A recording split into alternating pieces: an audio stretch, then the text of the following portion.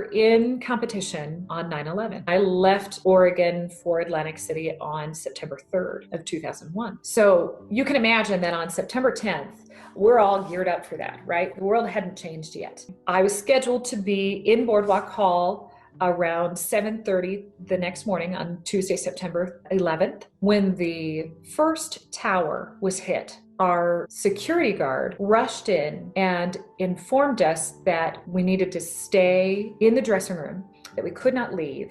She said there was a plane that just flew into one of the World Trade Center towers. The interesting facts about competing at Miss America during that era was that we had no access to cell phones. We were completely quarantined, essentially. The other competitors trickled in. But as they start to trickle in, they had come from their hotels and they had this blurry-eyed expression, all of them. Many of us were asking, what's going on? What's happening? At that point, the second tower had been hit and they had seen the footage. And then the atmosphere became pretty somber. We were each given an opportunity to call home. I called my parents and my mom, she said, "Katie, do you really understand what has just happened?" I said, "No." At that time, it's about 10 o'clock in the morning or so now, the Miss America organization staff, as well as ABC Network Television, who assembled to inform us that at that point, there would be no Miss America competition. They didn't quite know what to do with us, but they knew that we needed to be moved to a secure facility with the knowledge now that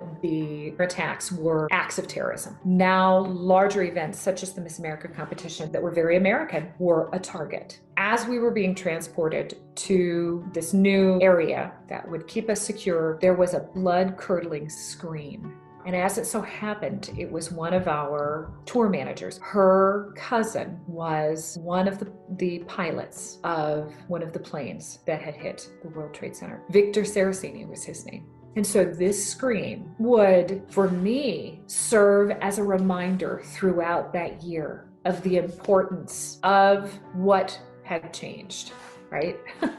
The importance of reaching out and loving and giving hope to as many people as possible, because we were all hurting, especially those who lost loved ones, like Marie.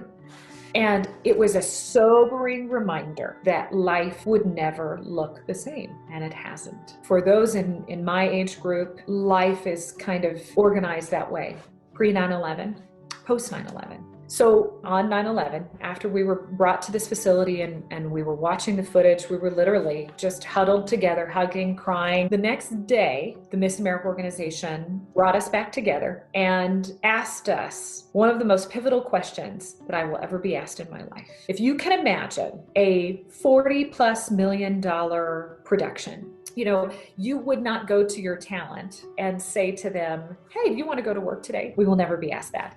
But at that point, the Miss America organization and ABC had the forethought to understand that this competition would lead to one of us having to travel the world in a post-9/11 world. So they gathered us together and said, "We think it's only right for us to give you the opportunity to decide whether you want to compete." Us kind of gather to discuss whether we felt it was prudent and relevant enough to compete. And in a stroke of wisdom, Miss Iowa Erin Smith said to us, "Ladies, this is a golden opportunity for us. We have the opportunity to have our collective voice heard. Whatever we decide, we stick together and stand by as a group." So we each tallied our vote on a piece of paper. Erin tallied it all up, and it was a 2-to-1 vote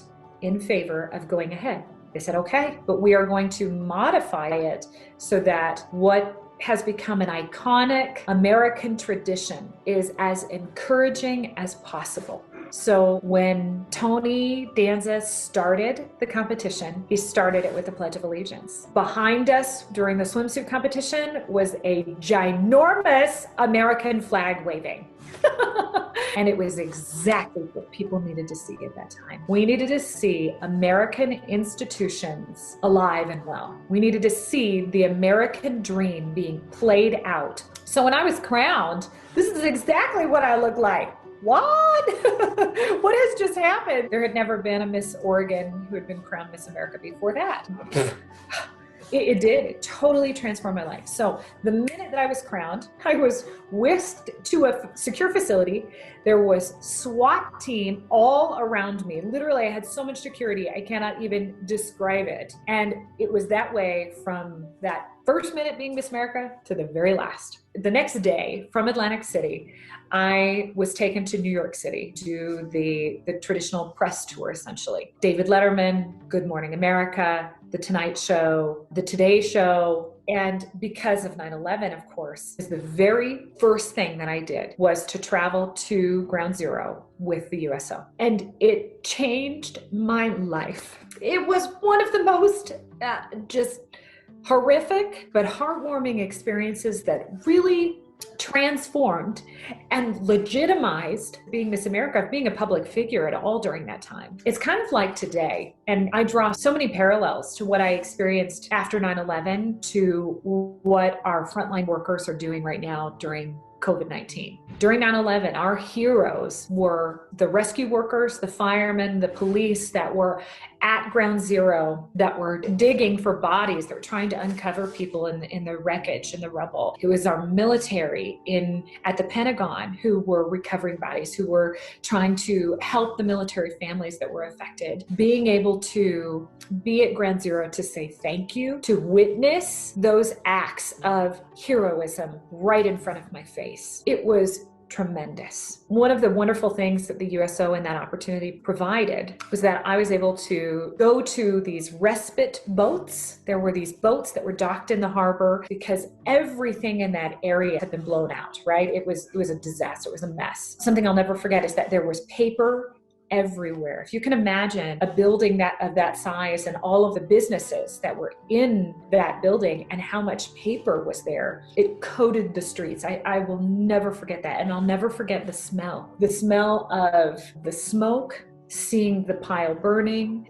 watching the rescue workers trying to recover bodies. But part of being with the USO was helping to provide coffee and meals and bring respite items to rescue workers on these boats. And so I'm on one of these boats and I'm brought to this table of 3 firemen. They had been on a 48-hour shift. They were covered in ash, in dirt, and I sat down with them. And they have thick New York accents. And I did not expect this because you think it's so somber, right? And the atmosphere was kind of like that. But when I sat down at this table, these guys were anything but somber. They were like, "Oh, Miss America, Miss America. Oh, guys, it's Miss America." I mean, they just went crazy. It was hilarious. And one of the gentlemen looked at me and he said, "My wife made me sit down and watch the pageant.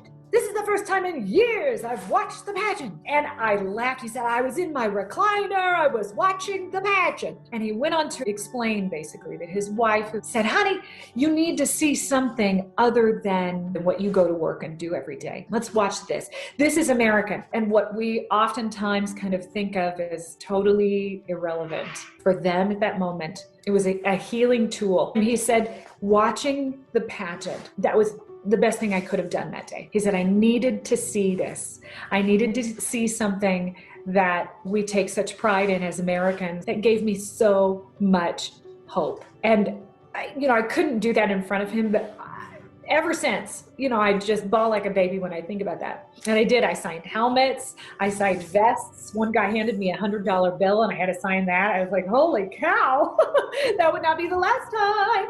I have signed everything, including skin. But that encounter with them, going to Ground Zero and seeing the Pentagon and meeting with the families and military. And at that time, of course, our troops were starting to be deployed to Afghanistan.